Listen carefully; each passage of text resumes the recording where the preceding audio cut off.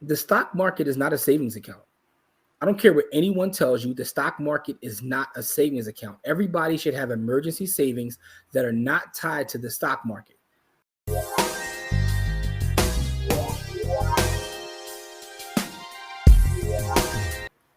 What's up, people? Welcome to this episode of the Buy the Hood podcast or webcast, because I don't know how you're consuming this content. I'm your host as always. My name is Jimmy, and as we start off every show, that's with gratitude. I want to say thank you to all of our students from Buy the Hood University as well as MDC Strategy. Shout out to all the youth from the Buy the Hood Ownership Camp. Listen, this is our podcast, so like I said, our webcast, where we come to you once a week and talk about what's going on in the world of Black wealth and finance, and just have conversations overall, man. I'm joined by my partner in crime, Core. Core, what's up, good brother? What's really good, man? How's everything been? Man, everything's good, man. I got no complaints, man. And for those who listen to our Wednesday pod, feel free to join us on Friday. We do a Friday live. So we're we do the Wednesday show, we do a Friday live. And our Friday live, we always do a giveaway. And that's every Friday at 7 p.m. on our YouTube channel, as well as our Facebook page is where we stream that. Always giving back to the community, so make sure you tune in for that. But, we always bring articles and things that interest us in the world of Black wealth and finance to our pod now. Like I said in the previous episode, we do have other guests that will be coming on, but our show is no longer guest-centric because cats be fraud, man. And that's it's kind of what we're going to talk about today, man. It's this article that I found interesting, and me and Corey were talking about it. So, for those watching the actual video edition of this, shout out to you. Make sure that you hit that like button on YouTube and do all the stuff they tell you to. If you're listening to the audio, that's fine as well. Shout out to you. We will, basically read this actual article so you can have an understanding. Shout out to all of our audio listeners. We appreciate you. Leave us some good feedback on Apple Podcasts as well as Spotify and Google. Oh, shout out to YouTube Music too. I see YouTube Music now has podcasts, which is pretty dope. But let me share this article real quick, Core, and let's just jump right into it. Like I said, we don't want to sit on here and just talk all day. We want to get right into the subjects at hand. But let me start to read the article. And this article, by the way, is from CNBC, Your Money. It says that, and by the way, this article came out on May 18th, so this is a fairly recent article. By the time you're hearing it, it'll probably be like the 24th or so. So it says, young investors are selling stocks and using retirement accounts for emergencies. Let me read a little bit of this article. It says, Bankrate has found that 53% of Gen Z and 43% of millennial investors said they expect to put more money into stocks in 2023. But a new survey from the site shows that almost half of Gen Z and 1/3 of millennial investors sold stocks or didn't buy more this year due to elevated inflation. There's a financial advisor, Jordan Awoye, says many young investors are tapping stocks and heavy retirement accounts as well as other investment accounts to cover everyday expenses. So it says most young investors claim they are going to invest more money, but in fact, they have been doing the exact opposite. So that's according to Bankrate. The study found that 53% of Gen Z and 43% of millennial investors expect to put money into stocks, much more so than Gen X, which is 19%, and baby boomers, which is 9%. But Greg McBride, who is the Bankrate chief financial analyst, said the two younger cohorts have done the exact opposite of what they said they would do. So what they're seeing is investors have a propensity. It says young investors is a much higher propensity to have been taking action so far in 2023 in the face of things like elevated inflation and higher returns. But the bottom line is they are not doing so. But where this article gets interesting, and I'm going to skip a little bit in the article because it talks about what they say they're going to do and what they're doing. But here's where it gets interesting. It says for a lot of them, the stock market account is not necessarily that set it and forget it like their predecessors have been taught. A lot of them are using it pretty actively and treating it like a savings account plus.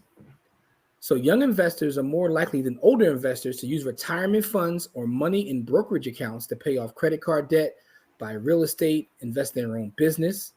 But recent data says 2 out of 5 Americans say that their retirement savings plan is their only form of emergency savings. And that was truer for younger investors, which are ages 18 to 34. Almost half said retirement savings is the only significant form of emergency savings that they have, right? So they go deeper into the data, but they talk about how younger investors are pulling from their 401ks and they're paying penalties. Um, and it says there's also missed payments and interest on 401k loans. So it's a lot going on here. But the gist of this whole article is the difference between how older investors are looking at their accounts versus the younger investors, and how they're consistently tapping into their savings in the market as well as their savings at their job to sometimes make ends meet, but sometimes to do other things. So I thought this was an interesting article because I do talk to a lot of younger investors, and their perspective is a lot different. It's a lot different than older investors that I have the privilege of speaking with. So, Core, let me make one statement and then I'll let you give your opinion on this. And that one statement is this: the stock market is not a savings account. I don't care what anyone tells you, the stock market is not a savings account. Everybody should have emergency savings that are not tied to the stock market. So I want to put that out there first and foremost. But Core, what is your thoughts on this article overall? As I, kind of abbreviated and read it to you. What do you think? We live in a microwave society. Everything is microwaved, and so money gonna get microwaved too. You know what I mean? Like, so I don't.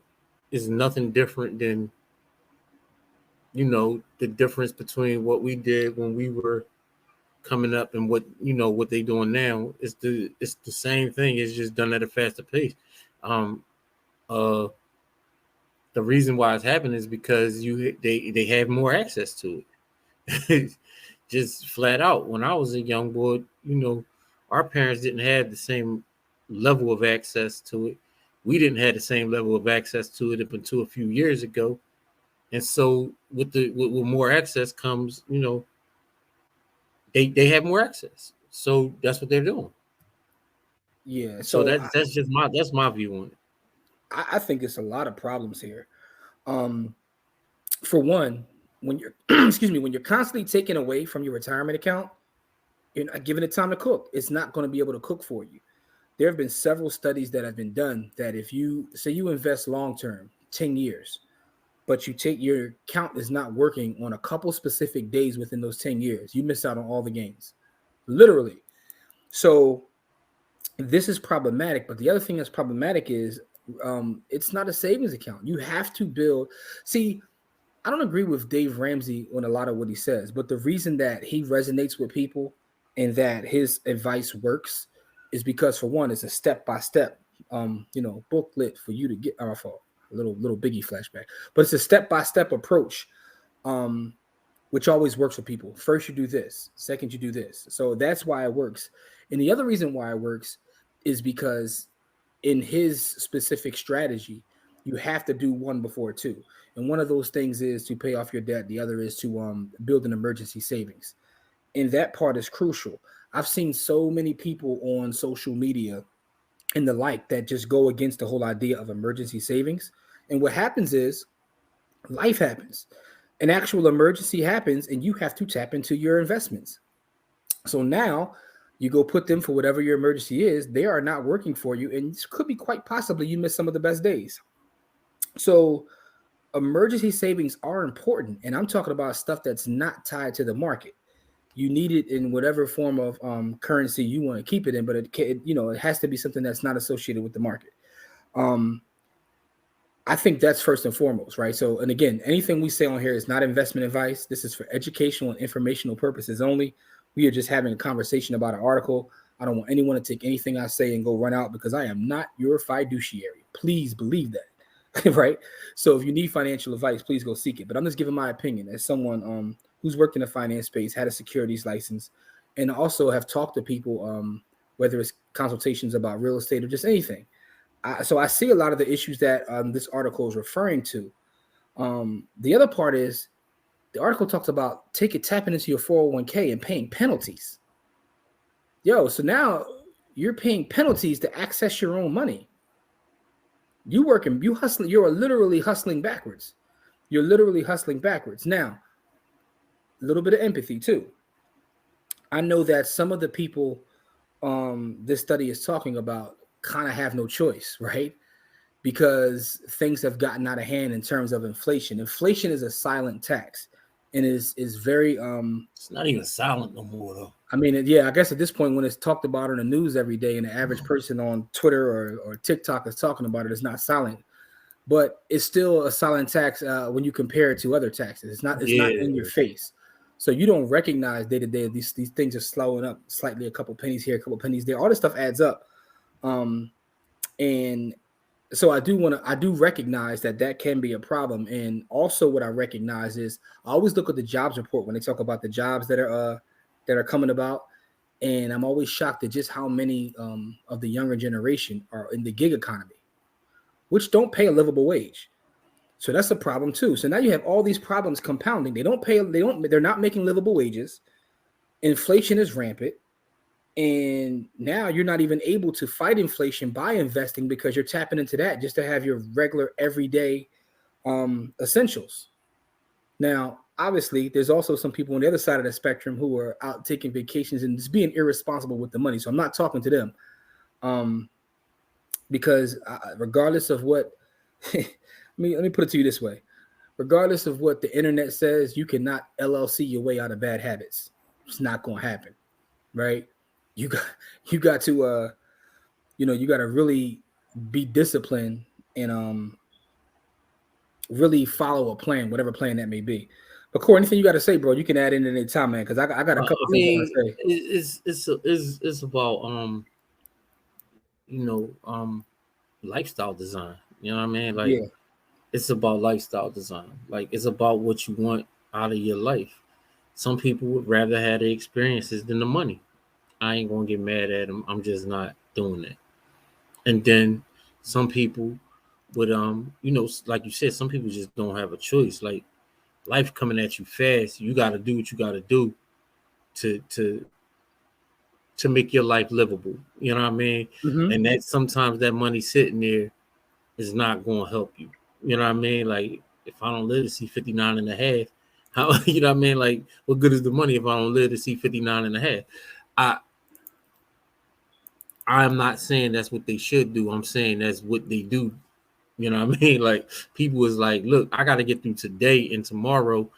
And, every day is another chance for me to rebuild that money. Now, we also know that the time value of money says that $1 today is worth more than it'll ever be on any other day. Mm-hmm. And so we know that they're gonna lose value in that money every day that it's not doing the work that it was intended to do. Yes. So that, what most people don't understand what the time value of money is. And so they, they do what they do. Yeah. And so go ahead. just one more thing. But it goes to show how, silent, the two things that eat at your money more than anything, you never see, which is taxes and inflation. The other thing, like, most people think that, wasteful spending and all this other stuff is the thing that eats your money. The two things that eat your money up the most are taxes and inflation, because you can't see them and they whack you over the head with it. And so which means you have to be ever more vigilant and mindful about what your money is doing and stay invested in doing those things that make sense. You know what I mean? So you will never get me to badmouth people that are living and surviving. You'll never get me to do that. But on the other side, the numbers the numbers say that's a terrible way to finance your life. So please, if you can, do better. And I know this wasn't broken down by any sort of socioeconomic or demographic, so we can't really get into that. This was just based on age. It wasn't really about race or location or anything like that. But I would venture to say that when certain people get a cold, we get the flu. So the numbers with us are probably a lot worse. But the one thing I do want to stress is I do have empathy for people that are just trying to survive, because that's a reality for a lot of people. But on the other hand, I know there are a lot of people out there who are living like you just said. That one thing you said that I actually wrote down. I need these experiences. That's fine, man. But retirement will happen, or at the age that you should retire. Because I've heard some people say, "Well, I'm just going to have the experience. I'm never retiring." That's cool now. When you turn 50 years old and them knees hurting, you don't want to get out of bed. It's going to be listen, man. The prophet Sean Jacobs once said, "Man, you plan for your future because you figure you're gonna be older way way longer than you're gonna be younger, and that's the key to life." Shout out to Sheik Luch, and he was talking about retirement investing. Y'all ain't even know that though. But Sheik Luch gave it to you right there, because the fact of the matter is, the reason you see people at an older age a lot of times, not all the time, working, and the reason I can say this is because I have people in my own family who have to go to work who don't want to go to work, but they have no choice because they have to make ends meet, and it's not good. It's not good. It's just not a good thing when you see someone in their 70s having to get up and go to a job. Now, for those that enjoy working at that age, God bless you. But some folks know. And the crazy part about this is there are some folks where they're working hard jobs, right? So not even like white collar jobs, and they still have to get up and go when, so that's all problematic, man. So let me just ask you this, Core, before I make these last couple points. What's your advice overall? My advice is to do whatever you can to get a savings that's not tied to the market, and whether that be and do it at the youngest age possible, right? Because the thing about it is, the older you get, two things happen. The older you get, the less your body is able to recover, and the older you get, the less people care. So you can get a lot more help when you're young. You can also get a lot more accomplished when you're young, because your body is more resilient. And so do it as young as possible. Try to figure it out as young as possible, and then stick to whatever you got going on, because the older you get, the harder it's going to get. And so be advised from somebody who lived like, I wasn't going to get to be this age. I never had any intention of living to be this age. And the decisions I made 25 years ago, had I known that I was going to be here now, I would have made way different decisions. Yeah, I heard people always say, like, what you do now is basically taking care of your future self, right? And again, I'm not speaking to this from a holier than thou person, because I understand discipline, man. I'm someone who's been working at losing weight for a long time, so I understand that. I got the finance part cool, but you know what I mean. So I'm still working on myself, so it's not coming from that place. But I also just worry about, like, our people specifically, because again, we get hit hardest when it comes to this. And you said something that's interesting. I just wrote it down. You said that people look at you differently when you get older, right? Right now is when you're younger is the best time to kind of like make those changes. Because what I was thinking about is, I was reading a whole other article, and it had nothing to do with this specifically, but it was talking about concert tickets. It was talking about, because Taylor Swift had like a show or something recently, and her tickets were costing goo gobs of money. And what the article was saying is that we're getting to the point where, because of AI as well, because people are cloning people's voices, that the experience of going to a concert in the future could possibly become a luxury item, where over time the cost of going to certain concerts has come down. They believe is getting ready to spike again, because when you look at streaming services and all these other things, you can listen on demand. That live experience, you often talk about this. There's nothing like that human energy of a live experience. There's right? nothing like human energy. So what the article was saying is, concert tickets are getting ready to become a luxury item. And what does that have to do with this article? Because I start thinking about society has moved in a place where, if you look at the average quality of life for someone in and I remember I heard Warren Buffett say this, that the average millionaire in the 1920s doesn't live as well as someone who makes minimum wage in 2023, just because of how things are, right? Just the average quality of life.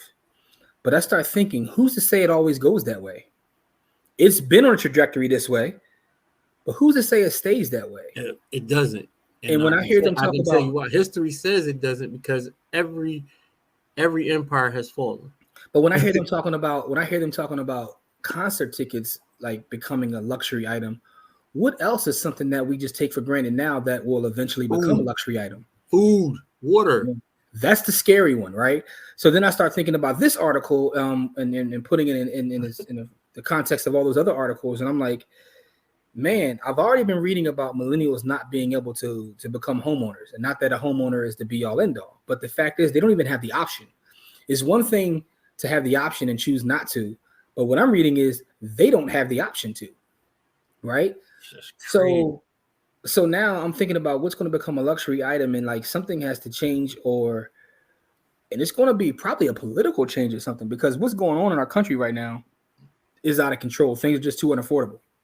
But for those that are living the YOLO lifestyle, you got to slow down as well. So this article was very alarming. I'll put the link to the article in the description. I know I said that for a couple of pods and I forgot to, but I promise you I will. I got it right here, so I'm going to do that. But I want you guys to give us your opinion on this article, and also let me know what you think will become a luxury item in the future. Corey just said the scariest one. He jumped all the way to the extreme. It's like, but it's not. It's not extreme though. Water, if you look at what's going on, water being a luxury item is insane, bro. Food being a luxury item is insane. I mean, like, certain types of food are already luxury items, right? But what I'm saying though is, that you know, the cost of groceries, right? So where I notice inflation always is the cost of groceries, because I got 4 boys, right? Yeah. So I used to be able to feed my family on $600 a month. Mm-hmm. You know, $150 a week, groceries, and that was in 2019. Okay, so not that long ago. 2023, it's like $1,700 a month, more than double, right? And I'm buying about the same amount of food.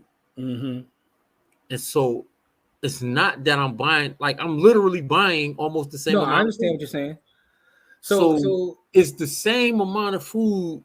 I'm getting 1/3 less. I'm getting 2/3 less than I was getting. So here's the crazy part. And you're in a household where you and your wife are both earning income, right? So what does that do for someone who has a single income household? Like, imagine their struggle. Yeah. So and the crazy part is, in 2021, I think, is when we made more money doing this and doing what we do than any time, you know. Mm-hmm. And between that and other things I had going on, I made don't put your business out there. No, I'm saying I made a nice amount of money, and it felt like I made $30,000. No, I'm not. I wasn't going there as far as much money. No. I get what you're saying. What you're saying is because of the cost of goods and services going. Yeah, like, because it was so crazy, because like I was in 2010, 2011, I was making $40,000 or $50,000, and I had way more money. So here's the thing, right? And that's an interesting point. It's wild, because I'm a frugal person by nature, right? I joke with Malika about this often. Like, you know how sometimes where people be online and they get excited when they see like someone pull up in a new car or show off some kind of way. Like, we the opposite. When we see people who are extra frugal, it's like we get hype on that, right? So I'm already a frugal person by nature, but thank God I am, because you're right. Not only the cost of goods and services, bro, the cost of clothing, right? I went and bought, you know, I wear a uniform, so I wear, like, you know, black shirts, black pants, everything. That's just my personal uniform, but I always re-up, keep it fresh. Dog, like double the price before. Like, even t-shirts, black tees is like double the price. I'm like, yo, everything. You know, it's funny. People are like, I'm outside. Like, it costs too much to be outside. Like, it's just expensive, between gasoline, between food, all that. And I'm not complaining, right? Because I'm blessed and fortunate. But I often think about those that aren't, because just the idea of getting health care, right? Imagine people without health insurance. You ever go to the doctor, get something done with your health insurance, and look not look what you paid with a copay, but look at what they charge your insurance? No, I always do, because they be wilding, bro. Yo, so that's you why go to the doctor and get a Tylenol, they may smack you for like $400. So, you know, I always question the charges on my joint. Like, I call and question all the charges. So even when I noticed recently I had to do that because when my son was born, they charged me for a lot of stuff, bro. They charged me up. But the point I'm making is this world just isn't built for poor people get trounced in this world. I mean, man. That's a better way to put it. What you said is a better way to put it. Poor people get their teeth kicked in our head because nobody cares about them being poor. Like everybody's response to people being poor is do better, which is not always the proper response because this country has to have a certain amount of poor people for it to run correctly. Yeah. So makes you question everything, question the whole system. So you know what I mean? Like do better isn't always just the answer. You know what I mean? It's like, never the answer. It's never the answer. No. Sometimes it might be the answer. It may be the answer for certain people, but it's never the answer for the no. For the overall, that's not ever the answer. Yeah. What I'm saying is, but that's the general consensus. When you ask somebody why poor people are poor, most people will say because they didn't do, they made bad choices. But what would I say about compound interest? Compound interest works both ways.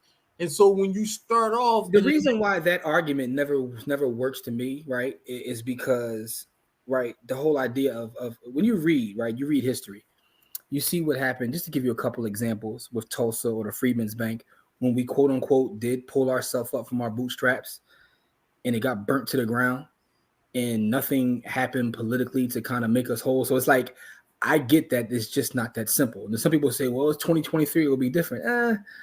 Systems are still in place, right? Systems are systems. So I always have empathy. So even when I'm reading this article and approaching the article, I always think about those that literally are trying their best. Because there's people out there I see driving for DoorDash and they have college degrees, right? Oh, for sure. So it's like, you know what I mean? Like, it's crazy. But I always thought that things are supposed to get better, right? So, but it's like that's the dream we were sold. It is the dream we were sold because the boomers had it a certain way. But if you really think about it, the boomers had it better than us. I mean, the boomers still have all the resources. I mean, they haven't really let go. But it's like the generation after us and the generation after them is like, it's not getting better for them. So it didn't get better for us because they sold us the dream of college, and then they raised the price of college to the point where getting a degree became like a like we were just talking about with food and water. Like it's a you gotta have a certain status to get a degree because again, they use that as the stepping stone to getting jobs, right? Mm-hmm. So the system made it because before in the 30s, 40s, and 50s, degree workers were white collar workers. But the vast majority of jobs didn't require a degree. Then the paperwork changed when we start being able to get those jobs to where you had to get a degree to get those jobs. And so what they did is turn the college system into a weapon against people, especially black people. But what's crazy is when you start to like take a step back and look at the overall system, bro, it's really wicked because all day long we're constantly being sold to and marketed to about basically items and things that we need to make us feel better in our life. The vast majority of that stuff we don't need. Yeah, but it's like, so then you get as a hamster in a wheel, you're constantly chasing that. So you're doing all these things that you think will get you that. But at the end of the day, man, it's like when you think about it, our system is set up for all the money to actually end up with the bank. Every time. Yeah, bro. Because anything you do has to go through that system. Everything. All right, man. See, you depressing me now, man. So depressing. The facts are it's a fact. It's a fact. What you're saying is not inaccurate. It's just that you take a step back, look at the system. I always think back to The Creature from Jekyll Island, and the first time I read that and realized like this is one big scam going on. All right. Now that I know that, what do? We have to figure out how to operate within this scam, right? That's why a lot of our folks be like, look, man, just tear the whole system down. You could talk about that tear the system down stuff, but then you gotta have replacement things or chaos ensues. Because what people hate more than structure is chaos. People hate chaos. Yeah, that's an accurate way to put it. What people hate more than structure is chaos. It's funny when folks come to me like, man, I want to tear the whole system down. I'm like, are you going to give your life? No, I'm like, Then you so don't want it torn down. You don't want it torn down. You know what I mean? So with that being said, though, man, everybody make sure you read this article. Give us some feedback, though. I know we went off on a tangent there, but like that, articles like this make us go off on a tangent because I just feel sorry for those that are coming up in this current climate. Now, again, everything ebbs and flows. It's not the end of the world. Yeah, the one thing I do know is that we always tend to figure things out. But like Corey said, historically speaking, how many times can you figure things out before you just can't anymore? But I also think about the fact that we now are living in a global world and a global economy. The way folks just be traveling to different countries now is wild to me because, again, I'm old enough to remember where going to a different country was a big thing. Folks just be like, I work in a different country now. Like, so it's like you have freedom of movement. What's the thing that our brother Link used to say? He used to say that global something. Yeah, he had a term for it because he was moving all around the globe. Global hermit or global? No. Global. He said, what's the joint you do? Geo arbitrage. Oh yeah. He said I practice geo arbitrage, so I could make a certain amount of money here, like working remotely, but then go live in a place where that money travels more. So we do have those freedoms. Maybe that's the answer, Corey. I gotta remember that. Maybe that's the answer. I mean, I'm looking for all the answers. Yeah, man. Relocate, find places where the cost of living just isn't what it is here. But anyway, man, with that being said, before we get out of here, Corey, you got any last words for the folks? Man, just love on each other. Make sure the people that you care for. Just do the things that are necessary to make this life a better one. You know what I mean? I don't like to see people struggle if they don't have to. So do the things that make it easier for the folks around you and for yourself. Absolutely, man. Take care, man. Yeah, great advice, man. And also, just want to kind of piggyback on what Cora said. With the way things are looking, and according to this article, it's going to take more of us to help more of us, right? So the power is always in the people. That's not just a slogan; it's a real. But give us some feedback. Let us know what you think about the article. Let us know what you think will become a luxury item that's not currently a luxury item. I think that's an interesting conversation. The food and water one is like so real, but I was just thinking about like other things. Like for instance, a college degree. It's already been established as a luxury item because of the price. Well, no. I mean, it has, but you got poor people that are going to pay the rest of their life because of the degree what they got. You know what I'm saying? That's the definition of a luxury item. I mean, somewhat, but yeah. So, what else would be a luxury item? Let us know that. Leave us some feedback. Check us out on Fridays if you can. We appreciate you guys as always. Thank you for all of the support. As we always say, it's not about how much money you make; it's about how much you keep. Game elevates. We'll see you guys in our next episode. Peace.